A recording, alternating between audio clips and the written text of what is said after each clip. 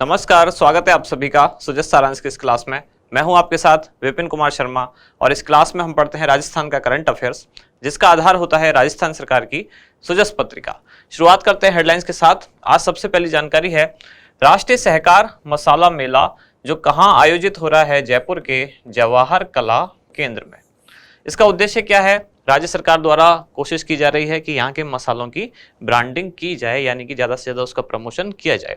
इसके अलावा दूसरी जानकारी है वो है महंगाई राहत शिविर। 24 अप्रैल से ये शुरू हुए और 30 जून तक लगातार जारी रहेंगे। पिछले कुछ दिन से हम लगातार देख भी रहे हैं न्यूज में क्या है, महंगाई राहत कैंप या महंगाई राहत शिविर। यहाँ उन 10 योजनाओं के भी नाम लिखे हुए हैं जो इन कैंप्स में जिन योजनाओं का इन कैंप में लाभ दिया जा रहा है, यानी कि जो पात्र व्यक्ति हैं और जिनको अभी तक लाभ नहीं मिला है उनको इन योजनाओं से जोड़ा जा चुका है। तो कई बार हम इनको पढ़ चुके हैं। अब बढ़ते हैं आगे भी यहाँ आप देख रहे हैं उन्हीं लोगों के कुछ फोटोग्राफ्स हैं जो महंगाई राहत कैंप में जुड़े हैं, यानी कि कुछ योजनाओं का इन्होंने लाभ प्राप्त किया है। यहाँ उन्हीं लोगों के बारे में जानकारी है किसको कितनी योजनाओं का लाभ मिला। जैसे किसी को 4 योजनाओं का लाभ मिला है, किसी को 8 योजनाओं का लाभ मिला, किसी को 7 योजनाओं का लाभ मिला। इस तरह से अलग अलग व्यक्ति जितनी योजनाओं के तहत पात्र हैं उनको उतनी योजनाओं का लाभ मिला। कुल इसमें 10 योजनाएं शामिल हैं। फिर है यहाँ राजस्थान राज्य उच्चतर शिक्षा परिषद की बैठक मंगलवार को, जिसमें राजस्थान के विश्वविद्यालयों के कुलपति प्रदेश में उच्च शिक्षा के भावी स्वरूप पर विमर्श करेंगे। साथ ही जो न्यू एजुकेशन पॉलिसी आई उसके भी क्या क्या प्रावधान है जो उच्च शिक्षा में काम आ सकते हैं या उससे संबंधित है, उनके बारे में डिस्कशन किया जाएगा।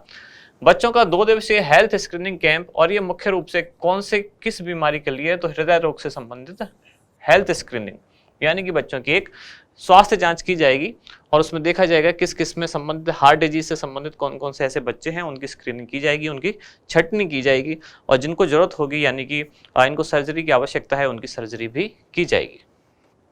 इसके बाद आगे वरिष्ठ नागरिकों के लिए हेल्पलाइन 14567 और मौसमी बीमारियों की रोकथाम के लिए चिकित्सा एवं स्वास्थ्य विभाग सक्रिय। सामान्य जानकारी, जैसे कि अभी बीच बीच में बारिश भी हो रही है, बेमौसम बरसात, तो मच्छरों की जो संख्या है वो बढ़ सकती है। उसके तहत यहाँ है जयपुर स्मार्ट सिटी लिमिटेड ने मजमा कार्यक्रम का आयोजन किया।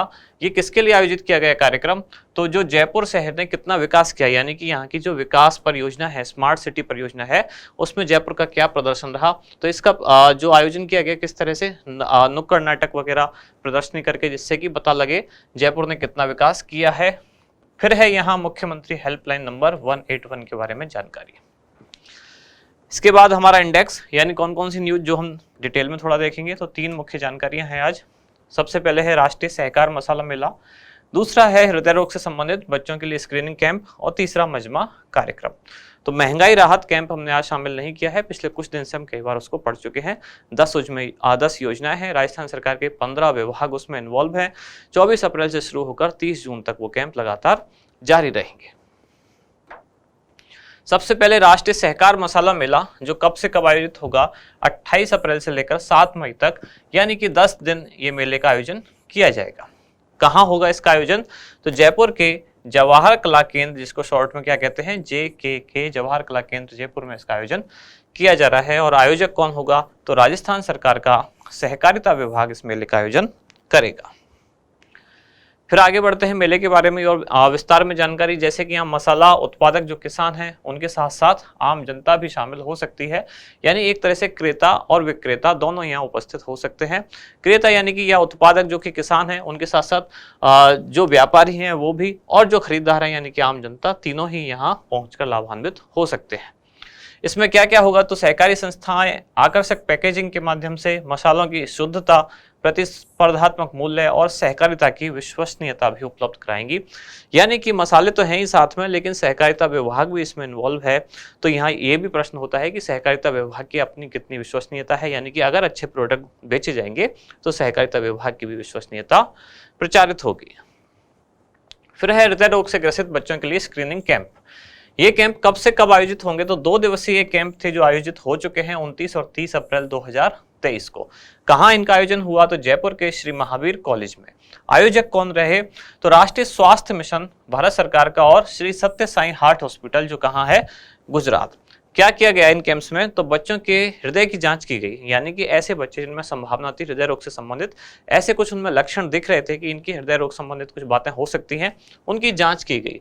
इस कैंप में 2 दिन जो चले उनमें 486 बच्चों के हृदय रोग संबंधित कुछ जांच की गई, जिनमें से 324 ऐसे थे जिनके लिए पाया गया कि इनको हार्ट सर्जरी की आवश्यकता है, और बाकी के जो कुछ 162 बचे उनको सर्जरी की आवश्यकता नहीं थी, लेकिन उपचार की आवश्यकता जरूर है।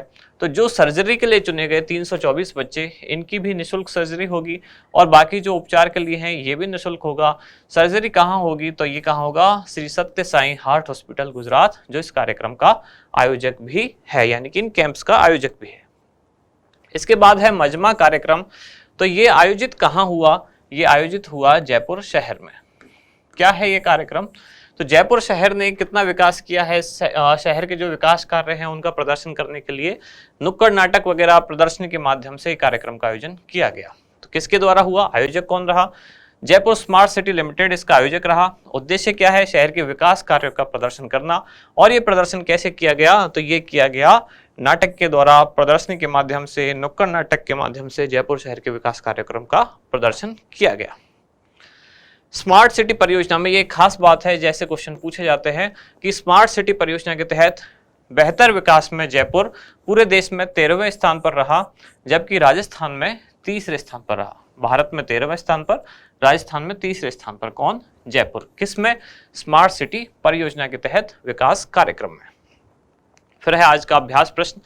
क्या है? स्मार्ट सिटी परियोजना के तहत बेहतर विकास में जयपुर शहर को देश भर में कौन सा स्थान प्राप्त हुआ? पहला, तीसरा, 13वां या 15वां?